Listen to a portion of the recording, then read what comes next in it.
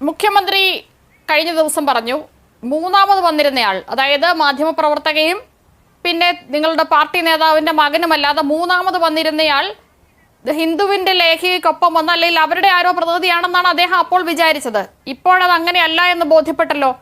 അങ്ങനെയെങ്കിൽ ഇത്രയും വലിയ സുരക്ഷയ്ക്കുള്ളിൽ കഴിയുന്ന മുഖ്യമന്ത്രിയുടെ അടുത്തേക്ക് അങ്ങനെ വന്നിരുന്ന ഈ വ്യക്തി ആരാണ് എന്നുള്ളതിനെ കുറിച്ച് എങ്കിലും കുറഞ്ഞത് അന്വേഷണം നടക്കണ്ടേ? തീർച്ചയായിട്ടും അങ്ങയുടെ ചോദ്യത്തിലേക്ക് ഞാൻ വരാം. പക്ഷേ സ്വാഭാവികമായി ഇത്തരമൊരു ചർച്ചയിൽ ചോദ്യങ്ങൾ എന്നോടുണ്ടാവുക അത് അംഗീകൃതമായ ഒരു യാഥാർത്ഥ്യമാണ്, തർക്കവിധമില്ല. പക്ഷേ തൊട്ടു മുമ്പ് കോൺഗ്രസിൻ്റെയും ബി ജെ പിയുടെയും പ്രതിനിധികൾ സംസാരിച്ചപ്പോൾ ഇടപെടൽ രഹിതമായി അവരവരുടെ സൗകര്യാനുസരണമുള്ള രാഷ്ട്രീയ ആരോപണങ്ങൾ, അതിൽ പലതും അങ്ങേയറ്റം തെറ്റിദ്ധാരണാജനകവും പരിപൂർണമായി വിഷലിപ്തവുമാണ്. ആ ആരോപണങ്ങൾക്ക് ഉന്നയിക്കാനുള്ള സൗകര്യം അവർക്ക് ലഭിച്ചു കൊടുത്തു. കോൺഗ്രസ് പ്രതിനിധിക്ക് മനോരമയിൽ നിന്ന് കിട്ടുന്ന സൗകര്യം ഇടതുപക്ഷ പ്രതിനിധിയായി എനിക്ക് കിട്ടുമെന്ന് എനിക്കൊരു വ്യാമോഹമൊന്നുമില്ല. പക്ഷേ അതിനോട് ചേർന്ന് നിൽക്കുന്ന ഒരു മര്യാദയെങ്കിലും എന്നോട് കാണിക്കണം എന്ന് തുടക്കത്തിൽ തന്നെ അഭ്യർത്ഥിക്കുകയാണ്. ഒരു കയറുണ്ടായിരുന്നെങ്കിൽ യൂത്ത് കോൺഗ്രസിന്റെ പ്രതിനിധി തുടക്കത്തിൽ തന്നെ പറഞ്ഞിട്ട് ക്രോണോളജിക്കലായിട്ട് കുറച്ച് കാര്യങ്ങളെ വിശദീകരിച്ചത് സംശയമേതുമില്ല. ഇത് PR ഏജൻസിയുടെ പണിയാണ്, ഇതിൽ PR ഏജൻസിയുടെ സാന്നിധ്യമുണ്ട്. പിന്നെ പറയുന്നു രണ്ടാമത്തെ സെന്റൻസ് മാത്രം കാണുന്ന ഒരു പ്രത്യേകതരം അതിൽ മാത്രം മാന്യത കണ്ടെത്തുന്ന ആളാണ് ഞാൻ. പിന്നെ ഹിന്ദുവിന്റെ പത്രാധിപർ നേരിട്ട് മുഖ്യമന്ത്രിയുമായി ബന്ധപ്പെട്ടു എന്ന് ഞാൻ അവകാശപ്പെട്ടു. ഇത്തരത്തിലുള്ള അവകാശവാദങ്ങളൊക്കെ പറഞ്ഞു. ഇതൊക്കെ പച്ച നുണയാണ്. ഞാൻ പറഞ്ഞത് എന്താണ്? ഹിന്ദുവിന്റെ പത്രക്കുറിപ്പിലൊരു മാന്യതയുണ്ട്. അത് ആ കുറിപ്പിലെ വരിയിൽ സാങ്കേതികമായുള്ള മാന്യതയല്ല. ആ മാന്യത എന്താണ്?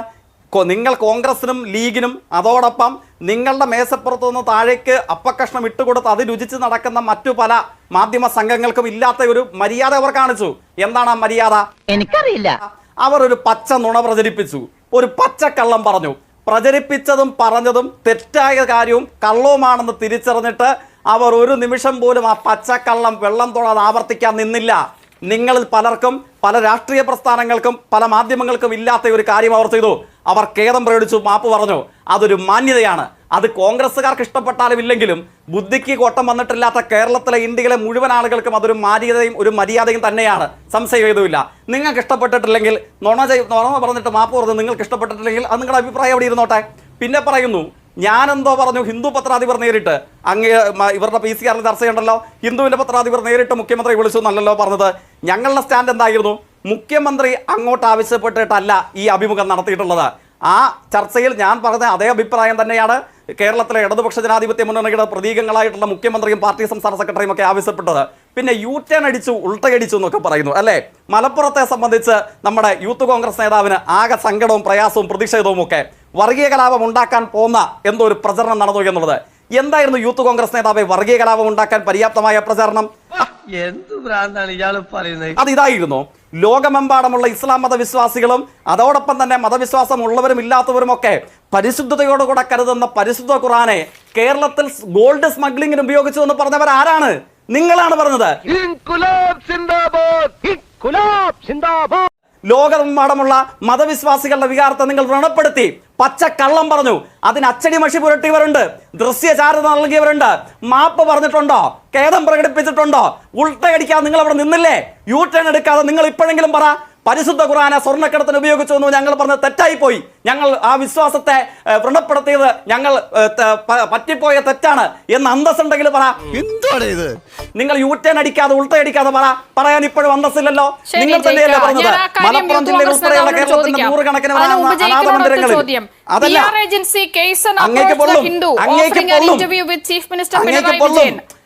Our journalist interviewed the CM at Kerala House at 9 a.m. on September 29th, where two representatives of the PR agency are also present with the CM, along with the CM. Hindu ദിനപത്രത്തിന്റെ വിശദീകരണത്തിലെ ഈ ഭാഗം സത്യമാണോ അല്ലയോ? ഞാൻ കോൺഗ്രസ് പ്രതിനിധിയുടെ ഒരു വാദത്തെ തന്നെ ഡിസ്മാൻഡിൽ ചെയ്തപ്പോൾ തന്നെ എന്തുകൊണ്ട് ആങ്കർ നിഷ പുരുഷോത്തമന് പൊള്ളുന്നില്ല എന്ന് ഞാൻ ആലോചിച്ചുകൊണ്ടിരിക്കുകയായിരുന്നു. ഒന്നാം വാദം പൂർത്തീകരിച്ചപ്പോൾ തന്നെ അങ്ങേക്ക് പൊള്ളലുണ്ടാകും. പക്ഷെ അങ്ങേക്ക് പൊള്ളുമെന്നുള്ളത് കൊണ്ട് വസ്തുതയും കോൺഗ്രസ്സുകാരും കേരളത്തിലെ പത്രങ്ങളും നടത്തിയിട്ടുള്ള വൃത്തികേടുകളെ വിളിച്ചു പറയാതിരിക്കാൻ ഞങ്ങൾക്ക് സൗകര്യപ്പെടില്ല. നിങ്ങൾ തന്നെയല്ലേ കോൺഗ്രസ് പ്രതിനിധി പറഞ്ഞത് ഈ നാട്ടിലെ അനാഥാലയങ്ങളെ കുഞ്ഞുങ്ങൾക്ക് കൊടുക്കാൻ കൊള്ളുന്നുണ്ടോ? ഞാനേ കോൺഗ്രസ് പ്രതിനിധി വാദങ്ങൾക്ക് മറുപടി പറഞ്ഞിട്ട് അങ്ങയുടെ വാദത്തിലേക്ക് വരുമെന്ന് പറഞ്ഞല്ലോ. അപ്പോഴെന്താണ് അങ്ങേക്ക് താല്പര്യമുണ്ട്? കാരണം എന്താ? പരിശുദ്ധ ഖുർആനിൽ സ്വർണം കടത്തിയെന്ന് വാർത്ത കൊടുത്തത് നിങ്ങളാണ്. മാപ്പ് പറഞ്ഞിട്ടില്ല, ഖേദം പ്രകടിപ്പിച്ചിട്ടില്ല. ഈന്തപ്പഴത്തിൽ സ്വർണ്ണക്കുരു ഉണ്ടായിരുന്നു പ്രചരിപ്പിച്ചതും പറഞ്ഞതും നിങ്ങളും യൂത്ത് കോൺഗ്രസും ചേർന്നിട്ടാണ്. മാപ്പ് പറഞ്ഞിട്ടില്ല, ഖേദം പ്രകടിപ്പിച്ചിട്ടില്ല.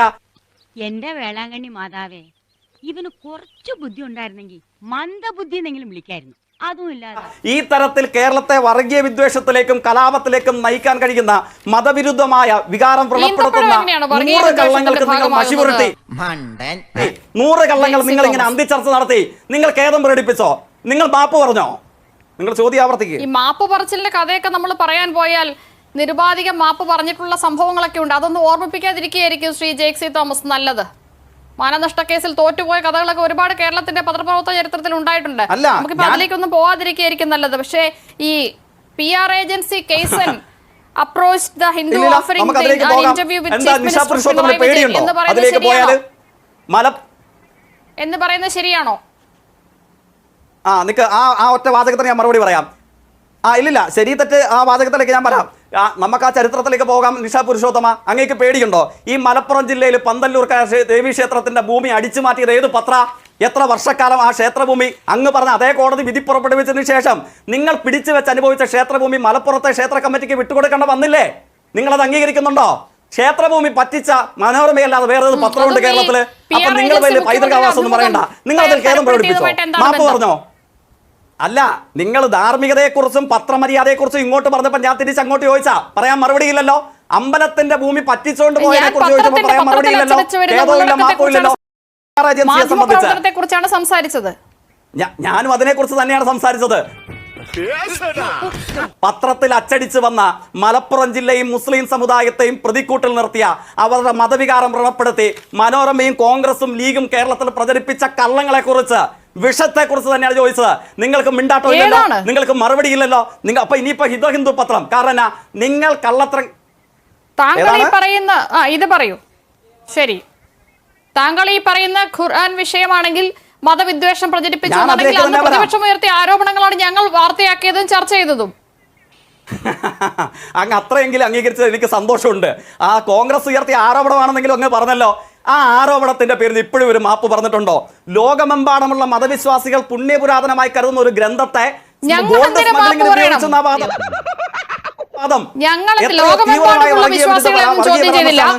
ഒരു പ്രത്യേക ചില നേതാക്കളുടെ അറിവോടുകൂടി അല്ലെങ്കിൽ ചില വ്യക്തികളുടെ അറിവോടുകൂടി ഇത്തരത്തിൽ കള്ളക്കടത്ത് നടന്നു എന്ന് രാഷ്ട്രീയമായി പ്രതിപക്ഷം ഉന്നയിച്ച ഒരു ആരോപണത്തെ റിപ്പോർട്ട് ചെയ്യുകയും അത് ചർച്ച ചെയ്യുകയാണ് ചെയ്തത്. നിങ്ങളുടെ കാലത്ത്, നിങ്ങൾ ഉമ്മൻചാണ്ടി സർക്കാരിന്റെ കാലത്ത് നിങ്ങൾ ഉന്നയിച്ചിട്ടുള്ള ആരോപണങ്ങളും ഇതുപോലെ തന്നെ റിപ്പോർട്ട് ചെയ്യുകയും ചർച്ച ചെയ്യുകയും ചെയ്തിട്ടുണ്ട്. അതിലെന്താണ് ജയിക്കിപ്പോ ഇത്ര പുതുമ? അതൊന്നും അല്ലല്ലോ. ജയിക്കിന് ഇതിന് ഉത്തരമുണ്ടോ? ഈ ഏജൻസി ഉണ്ടായിരുന്നു, ഏജൻസിക്കാരാണ് ഇത് തരപ്പെടുത്തിയതെന്ന ആദ്യ വാചകം ഹിന്ദു ദിനപത്രത്തിന്റെ വിശദീകരണത്തിലെ ആദ്യ വാചകത്തെ കുറിച്ച് താങ്കൾക്ക് പറയാനുണ്ടെങ്കിൽ പറയാം, ഇല്ലെങ്കിൽ ഞാൻ മറ്റതിഥികളിലേക്ക്. ഞാൻ ഒരു ഒറ്റ വാചകം പറഞ്ഞിട്ട് അങ്ങയുടെ ചോദ്യത്തിലേക്ക് നേരിട്ട് വരും. അതായത് ലോകമെമ്പാടുമുള്ള മതവിശ്വാസികളുടെ പ്രശ്നമല്ല ഞാൻ പറഞ്ഞത്. ലോകമെമ്പാടുമുള്ള മതവിശ്വാസികൾ പുണ്യഗ്രന്ഥമായി കരുതുന്ന പരിശുദ്ധ ഖുർആനെ ഗോൾഡ് സ്മഗ്ലിങ്ങിന് ഉപയോഗിച്ചു എന്ന അങ്ങേയറ്റം വർഗീയ കലാപത്തിനും വർഗീയ വിദ്വേഷത്തിനും ഉപോത്ബലകമാകുന്ന പ്രചരണം കോൺഗ്രസും ലീഗും ഉയർത്തി. നിങ്ങൾ അതിന് അച്ചടി മഷി പുരട്ടി ദൃശ്യചാരം നൽകി. നിങ്ങൾ പെട്ട ഒരുത്തനും മാപ്പ് പറഞ്ഞിട്ടില്ല, ഒരുത്തനും ഖേദം പ്രകടിപ്പിച്ചിട്ടില്ല. അതാണ് ഞാൻ സൂചിപ്പിച്ചത്. PR ഏജൻസിയെ സംബന്ധിച്ച് മുഖ്യമന്ത്രിയും പാർട്ടി സംസ്ഥാന സെക്രട്ടറിയും പറഞ്ഞു, ഞങ്ങൾക്ക് അങ്ങനെ പ്രതിച്ഛായ നിർമ്മാണ കമ്പനിയില്ല.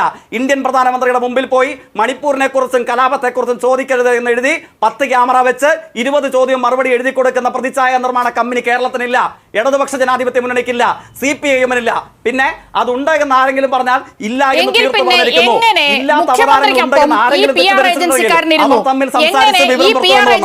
മുഖ്യമന്ത്രി പറഞ്ഞതെന്ന് പറഞ്ഞ് എഴുതി കൊടുത്ത സാധനം അച്ചടിച്ചു വന്നു. അന്വേഷിക്കണ്ടേ ജയ്ക്ക്? ഈ പുഷ്പങ്ങളെല്ലാം ഇവിടെ കൃഷി ചെയ്യുന്നതാണെങ്കിൽ നല്ല രസമുണ്ട്. അതാണ് ഞാൻ സൂചിപ്പിച്ചത്. ഇപ്പൊ നിങ്ങളോട് ഞാൻ ചോദിച്ചു, പരിശുദ്ധ ഖുർആനും ഈന്തപ്പഴത്തിനുള്ളിൽ സ്വർണം എവിടുന്ന് വന്നു? നിങ്ങൾ പറഞ്ഞു ദേ പ്രതിപക്ഷം പറഞ്ഞുകൊണ്ട് വന്നതാണെന്ന്. അപ്പൊ എന്താണ് ചെയ്യേണ്ടത്? ഉത്തരവാദിത്തപ്പെട്ട ഒരു മാധ്യമം ക്രോസ് ചെക്ക് ചെയ്യണം. പരിശുദ്ധ ഖുർആനുള്ളിൽ സ്വർണം എന്ന് പറഞ്ഞപ്പോൾ അന്നേരം തന്നെ വെണ്ടയ്ക്ക മുഴുപ്പിൽ എഴുതി, അന്നേരം തന്നെ അന്തിച്ചർച്ച സംഘടിപ്പിച്ച് അതിന്മേൽ പ്രചരണം നടത്താനല്ല നിങ്ങൾ ചെയ്യേണ്ടത്. കിട്ടുന്ന വിവരം വസ്തുതയുണ്ടോ അതും ചർച്ചയാക്കിയിട്ടുണ്ട്. ലവ് ജിഹാദ് ഉണ്ടെന്ന് VS അച്യുതാനന്ദൻ പറഞ്ഞപ്പോൾ അന്ന് അതും ചർച്ചയാക്കിയിട്ടുണ്ട്. ലവ് ജിഹാദ് എന്ന് VS പറഞ്ഞിട്ടില്ല. എന്തായിരുന്നു? നിങ്ങൾ ആ വാർത്താ സമ്മേളനം മുഴുവൻ എടുത്ത് കാണിക്ക്. അപ്രകാരം ഒരു പ്രയോഗം RSSന്റെ പ്രചരണമായിരുന്നു. RSS പറഞ്ഞപ്പോൾ നിങ്ങളെടുത്ത് വിഴുങ്ങി. അത് ഞങ്ങളോട് ചോദിച്ചിട്ട് എന്ത് കാര്യം? എന്നെ ഒന്ന് കൺട്രോൾ ചെയ്യാൻ ഈ വീട്ടിൽ ആരും ഇല്ലെന്ന്. കോൺഗ്രസ് പറഞ്ഞപ്പോൾ നിങ്ങളെടുത്ത് വിഴുങ്ങി. പരിശുദ്ധ ഖുർആനെന്നും ഈന്തപ്പഴം എന്ന് കേട്ടപ്പോൾ നിങ്ങൾ നോക്കിയില്ല. പറഞ്ഞത് കോൺഗ്രസും ലീഗുമായിട്ട് നിങ്ങൾ തൊണ്ട തൊടാതെ വിഴുങ്ങി. അത് പത്രത്തിലൂടെയും ചാനലിലൂടെയും ഛർദ്ദിച്ചു. എന്നിട്ട് ഇപ്പൊ പറയാണ് കോൺഗ്രസ് പറഞ്ഞോണ്ടല്ലേന്ന്. അവിടെയാണ് മാധ്യമ പ്രവർത്തനത്തിന്റെ അടിസ്ഥാന പാഠം. കിട്ടുന്ന വിവരം ഏത് പരിശുദ്ധനും ഏത് അധമനും പറഞ്ഞാലും അതിൽ അവരുടെ ആരോപണങ്ങളായി തന്നെ റിപ്പോർട്ട് ചെയ്യുകയും അതിൽ ചർച്ച ചെയ്യുകയും ചെയ്യുക എന്നുള്ളത് ഇന്നോ ഇന്നലെയോ തുടങ്ങിയ കാര്യമല്ല. പക്ഷെ ഇവിടെ അങ്ങനെയല്ല. നിങ്ങൾ മാന്യതയുള്ള പത്രം എന്ന് പറയുന്ന പത്രം പറഞ്ഞിരിക്കുന്നു നിങ്ങൾക്ക് വേണ്ടി ഒരു PR ഏജൻസിയാണ് അവരെ സമീപിച്ചത് എന്നുള്ളത്. PR ഏജൻസിയുടെ പ്രതിനിധികൾ മുഖ്യമന്ത്രിക്കൊപ്പം ഇരുന്നു എന്നും അവർ തന്നെ പറയുന്നു. അതേപ്പറ്റി നിങ്ങൾക്ക് ഒരു അന്വേഷണവും ഇല്ല. എന്താണ് ജെയ്ക്സി തോമസ്, പേടിയാണോ? നിങ്ങൾ പേടിയുടെയും ഭയത്തിൻ്റെ ഒക്കെ കാര്യം അങ്ങോട്ടും ഇങ്ങോട്ടും പറയണ്ടല്ലോ. അതൊക്കെ പറഞ്ഞ് നമ്മുടെ സംവാദത്തിന്റെ അന്തസ്സത്തെ കളയണ്ട. ആർക്ക് പേടി, ആർക്ക് പ്രയാസം? കമ്മ്യൂണിസ്റ്റുകാർ അധികാരത്തിൽ വരുമെന്ന് പറഞ്ഞപ്പോൾ ഏറ്റവും കൂടുതൽ പേടിച്ച ആരാ? ഏത് കുടുംബത്തിൽപ്പെട്ടയാളാ? ഏത് പത്രത്തിന്റെ മുതലാളിയാ? EMS അധികാരത്തിൽ വന്ന വിഷം കുടിച്ച് ചത്തുകളയെന്ന് പറഞ്ഞവരാരാ? അതുകൊണ്ട് ആർക്കായിരുന്നു പേടി എന്നൊക്കെ ഉള്ളത് ചരിത്രബോധമുള്ള മലയാളിക്കറിയാം. അതൊന്നും ഇങ്ങോട്ട് എടുക്കണ്ട. പിന്നെ ഈ അങ്ങയുടെ ചോദ്യത്തിന്റെ പ്രസക്തമായ ഭാഗം എന്താ? ആരോപണം കേട്ടാൽ ആരോപണം എന്ന് പറഞ്ഞ് നിങ്ങൾ വാർത്ത കൊടുക്കും. കാറ്റാടിപ്പാടത്തെ കോടികൾ നിങ്ങൾ ആരോപണമായിട്ടല്ലല്ലോ കൊടുത്തത്, മനോരമയുടെ കണ്ടെത്തലായിട്ടല്ലേ കൊടുത്തത്. ഭയങ്കര ഇൻവെസ്റ്റിഗേറ്റീവ് ജേർണലിസം എവിടെ പോയി? കാറ്റാടിപ്പാടത്തെ കോടികൾ പിന്നെ ഒന്ന് എഴുതാൻ പറ്റിയോ? അപ്പൊ ആരോപണമല്ല, നിങ്ങൾ കണ്ടെത്തിയ പച്ചക്കള്ളം വാർത്തയാക്കി നിങ്ങൾ കൊടുത്തു. അത് വസ്തുതയാണ് നിങ്ങൾ അവകാശപ്പെട്ടു. പിന്നീട് അത് പൊളിഞ്ഞു വീണു. നിങ്ങൾ ഖേദം പ്രകടിപ്പിച്ചിട്ടില്ല, നിങ്ങൾ മാപ്പ് ചോദിച്ചിട്ടില്ല, നിങ്ങൾ ചെയ്യാത്തൊരു കാര്യം ചെയ്തു. അങ്ങയുടെ ചോദ്യത്തിന്റെ മർമ്മം എന്താണ്? ഈ പറയുന്ന മനോരമയിൽ ആര് വ്യാജ വാർത്ത ഉണ്ടാക്കിയാലും അതേ ആർജവും ഹിന്ദു ദിനപത്രം നിങ്ങൾ ചെയ്യാത്തൊരു കാര്യം അച്ചടിച്ചു വരുമ്പോൾ അവർക്കെതിരെ കൊടുക്കാനും അതേ ആർജവും ഉണ്ടാവണം.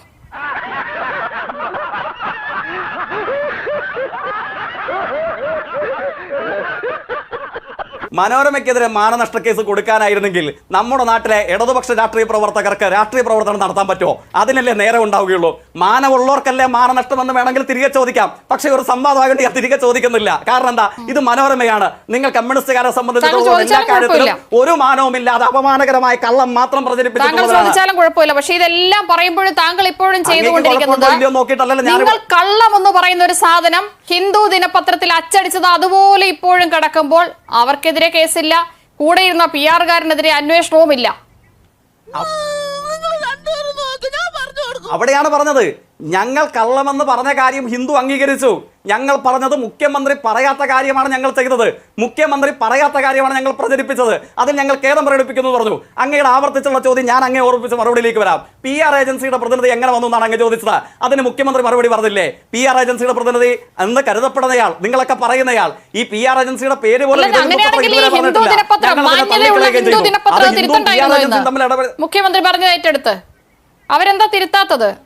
അപ്പൊ അവരെ മാന്യതയുള്ള പത്രം അംഗീകരിക്കാൻ കഴിയുമോ? അത് തിരുത്താത്തത് ഹിന്ദുവിനോട് ചോദിക്കണം. ചിലപ്പോൾ നിങ്ങളാൽ അവിടെയാണ് ഞാൻ പറഞ്ഞത് മാന്യത അംഗീകരിക്കുന്നത്. എവിടെയാണ് ആശ്വാസികരമായ ഒരു കാര്യം നിങ്ങളെ വെച്ച് കമ്പയർ ചെയ്യുമ്പോൾ. കാരണം എന്താണ്? നിങ്ങളെ വെച്ച് കമ്പയർ ചെയ്യുമ്പോൾ ഇങ്ങനെ വർഗീയ കലാപം ഉണ്ടാക്കാനും നാടിനെ കുട്ടിച്ചോറാക്കാനുമുള്ള 1000 നുണകൾ എഴുതിവിട്ട സമയത്ത് ഒരെണ്ണത്തിൽ പോലും നിങ്ങളും പ്രതിപക്ഷവും മാപ്പ് പറഞ്ഞിട്ടില്ല, പിൻവലിച്ചിട്ടില്ല. അതിൽ നിന്ന് നോക്കുമ്പോൾ ഇത് ഹിന്ദു തെറ്റ് ചൂണ്ടിക്കാണിയപ്പോൾ അത് മുഖ്യമന്ത്രി പറഞ്ഞിട്ടുള്ള കാര്യമല്ല. ഞങ്ങളത് എഴുതാൻ പാടില്ലായിരുന്നു. മുഖ്യമന്ത്രിയുടെ അഭിമുഖം തരപ്പെടുത്താമെന്ന് പറഞ്ഞ ഒരു PR ഏജൻസിയാണ് ഞങ്ങളെ സമീപിച്ചതെന്ന് പറഞ്ഞതിൽ ഹിന്ദു ദിനപത്രം ഇന്നും ഉറച്ചു നിൽക്കുകയാണ്. ഇന്നും മുഖ്യമന്ത്രി പറഞ്ഞു അങ്ങനെ PR ഏജൻസിയെ ഏർപ്പെടുത്തിയിട്ടില്ല എന്ന് പറഞ്ഞതിന് ശേഷവും അവരതിൽ ഉറച്ചു നിൽക്കുകയാണ്. ഞങ്ങൾ പറഞ്ഞതിൽ ഉറച്ചു നിൽക്കുന്നുണ്ടല്ലോ. ഹിന്ദുവിന്റെ പുതിയ പത്രക്കുറിപ്പ് അങ്ങേക്ക് കിട്ടിയിട്ടുണ്ടോ എന്ന് എനിക്കറിയില്ല. എന്തായാലും ഞങ്ങളുടെ കൈവശം പബ്ലിക് ഡൊമൈന് മുമ്പിൽ വന്നതായിട്ട് എന്റെ പരിമിതമായ അറിവിലില്ല. മുഖ്യമന്ത്രി പറഞ്ഞല്ലോ ഞങ്ങൾക്ക് PR ഏജൻസി ഇല്ല, അഭിമുഖം ഇങ്ങോട്ട് ആവശ്യപ്പെട്ടതാണ്, അതുകൊണ്ടാണ് 30 മിനിറ്റ് അനുവദിച്ചത്. അപ്പോൾ 30 മിനിറ്റ് അനുവദിച്ച് മറ്റു ചില കാര്യങ്ങളിലേക്ക് വന്നപ്പോൾ നമുക്ക് അവസാനിപ്പിക്കാമെന്ന് പറഞ്ഞു, സമയപരിമിതി ഉണ്ടെന്ന് പറഞ്ഞു, അങ്ങനെ അവസാനിപ്പിച്ചു പോവുകയായിരുന്നു. അതിൽ നിന്ന് വ്യത്യസ്തമായ അഭിപ്രായം ഹിന്ദു ഉണ്ടോ? ഹിന്ദു കള്ളം പറഞ്ഞു, മുഖ്യമന്ത്രി സത്യം പറഞ്ഞു എന്നൊരു വാദത്തിന് വേണ്ടി എടുത്താലും ഈ വന്നിരുന്ന മൂന്നാമനെ കുറിച്ചൊരു അന്വേഷണം വേണ്ടേ ജയ്ക്ക്? ഇനി രക്ഷയില്ല. ബിരിയാണി പോലും ദഹിച്ചു പോയി. വന്നിരുന്ന മൂന്നാമനെ കുറിച്ചൊരു അന്വേഷണം വേണ്ടേ? വന്നിരുന്ന മൂന്നാമനെ കുറിച്ച് ഞങ്ങൾ അന്വേഷിക്കാൻ? അദ്ദേഹത്തെ സംബന്ധിച്ച് ഞങ്ങൾ പറഞ്ഞല്ലോ, ഞങ്ങൾ പറഞ്ഞിട്ടില്ലാത്ത കാര്യം ഒരു പത്രം പ്രസിദ്ധീകരിച്ചു. ഞങ്ങൾ അങ്ങനെ ഒരു ഏജൻസി ഇല്ല. ഞങ്ങൾ മാധ്യമ സംഘത്തിന്റെ ഭാഗമായിരിക്കുന്നവർക്ക് അവിടെ വരാം. നിങ്ങളൊക്കെ അഭിമുഖത്തിന് പോയിട്ടുള്ള ആളുകളായിരിക്കില്ലേ? നിങ്ങളുടെ കാഴ്ചക്കാരായി നിൽക്കുകയും ചെയ്യുന്നുണ്ടാകും. മാധ്യമ സംഘത്തിന്റെ ഭാഗമൊന്നും അല്ലല്ലോ. എന്താണ് ജയ്ക്ക് പറയുന്നത്? ആരാണ് മാധ്യമ സംഘത്തിന്റെ ഭാഗം? ഈ കേസൻ എന്ന് പറയുന്ന ഏജൻസിയുടെ ആളെങ്ങനെയാണ് ഹിന്ദു ദിനപത്രത്തിന്റെ ആളാവുന്നത്? മുഖ്യമന്ത്രിയുടെ ഹിന്ദുവിന്റെ പത്രക്കുറിപ്പ് പ്രസിദ്ധീകരിച്ചതിനു ശേഷം മുഖ്യമന്ത്രി നടത്തിയ വാർത്താ സമ്മേളനത്തിൽ എന്താണ് പറഞ്ഞത്? ഇങ്ങനെ ഒരു ഏർപ്പാട് ഞങ്ങൾക്കില്ല, ഞങ്ങൾ ഇതിനായിട്ട് ആരെയും ചുമതലപ്പെടുത്തിയിട്ടില്ല. നിങ്ങൾ ആരെയെങ്കിലും സംഘമായി തെറ്റിദ്ധരിച്ചിട്ടുണ്ടെങ്കിൽ അത് നിങ്ങൾ പറയണം.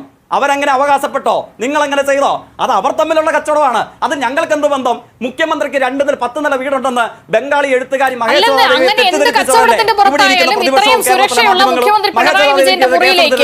അങ്ങനെ ആരെങ്കിലും കടന്നു ചെന്നിരുന്നിട്ടുണ്ടെങ്കിൽ അതേക്കുറിച്ചൊന്ന് അന്വേഷിക്കണ്ടേ? നോക്കൂ ശ്രീ ജെയ്ക് സി തോമസ്, ഞങ്ങളുടെ ഒരു ലേഖിക അദ്ദേഹത്തിന്റെ ബൈറ്റ് എടുക്കാൻ ശ്രമിക്കുമ്പോൾ മൈക്കൊന്ന് ദേഹത്ത് മുട്ടിയെന്ന് പറഞ്ഞ് കേസെടുത്ത സർക്കാരാണ് നിങ്ങളുടെ സർക്കാർ. അത്ര കർശന സുരക്ഷയാണ് മുഖ്യമന്ത്രി പിണറായി വിജയനുള്ളത്. ആ മുഖ്യമന്ത്രി പിണറായി വിജയന്റെ പുറയിൽ അദ്ദേഹത്തിന് അറിയില്ല, മാധ്യമപ്രവർത്തകയ്ക്കും ഇത് മറ്റൊരു സ്ഥാപനത്തിന്റെ പ്രതിനിധിയാണെന്ന് മാത്രമേ അറിയുള്ളൂ. അങ്ങനെ ഒരാൾ കയറിയിരുന്നെങ്കിൽ സുരക്ഷാ വീഴ്ച ഉണ്ടായിട്ടുണ്ടോ എന്നെങ്കിലും അന്വേഷിക്കണ്ടേ?